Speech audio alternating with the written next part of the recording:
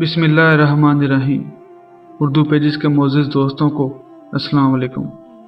हज़रत मौलाना जलालुद्दीन रूमी रहमतुल्लाह अलैह की एक दिलचस्प हकायत, जिसमें एक परिंदे की वसीयत, जिसको शिकारी ने वसीयत के वादे पर छोड़ा कि गुजरे हुए हाल पर मत पछता, मौजूदा वक्त का बंदोबस्त सोच और जो हो चुका उसका गम न कर। हज़रत मौलाना रूमी रहमतुल्लाह अलैह फरमाते हैं कि एक शिकारी ने जंगल में जाल बिछाया।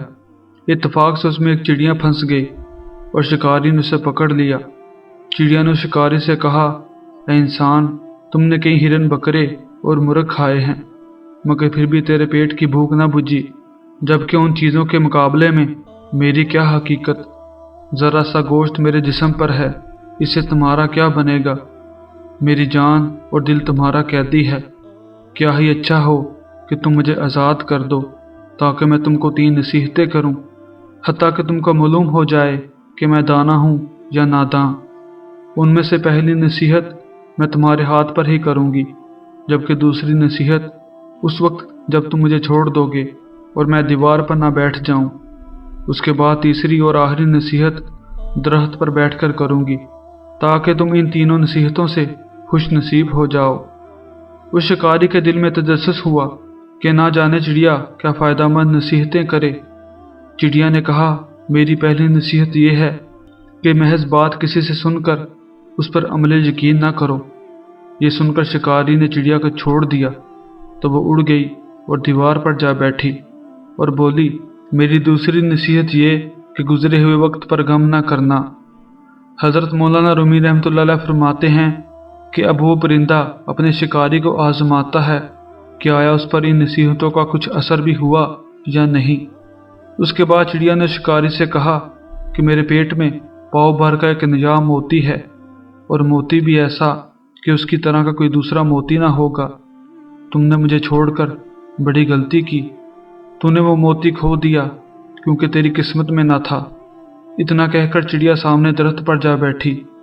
हज़रत मौलाना रूमी रहमतुल्लाह अलैह फरमाते हैं कि ये बात सुनकर शिकारी अफसोस करने और पछताने लगा।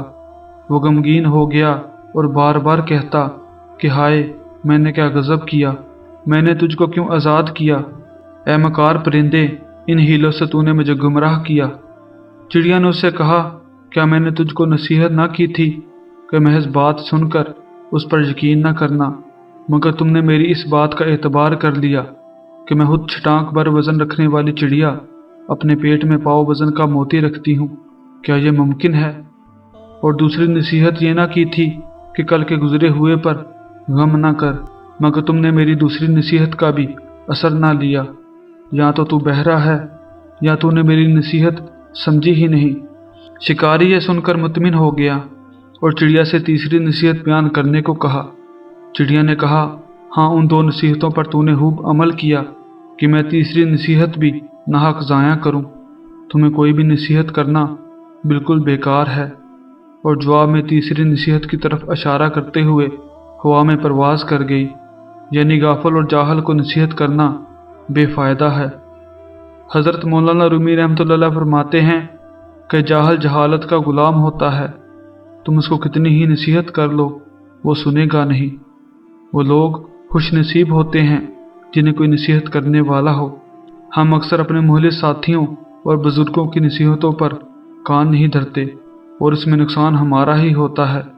ये नसीहतें सिर्फ कहने की बातें नहीं, बल्कि दानाई, दूसरों के तजुर्बात से हासिल होने वाले अनमोल असासे हैं, जो यकीनन हमारे लिए मिसाल राह साबित हो सकते हैं अगर हम इन पर अमल करें। अल्लाह हम सबको अपने बड़ों की नसीहतों पर अमल करने की तौफीक अता फरमाए। आमीन या रब्बुल आलमीन। दोस्तों, ये वीडियो कैसी लगी हमें ज़रूर बताइएगा। अपनी मोहब्बत का इजहार इस वीडियो को लाइक और शेयर करके करें। फिर मुलाकात होगी एक नई वीडियो के साथ। तब तक अल्लाह हाफिज़।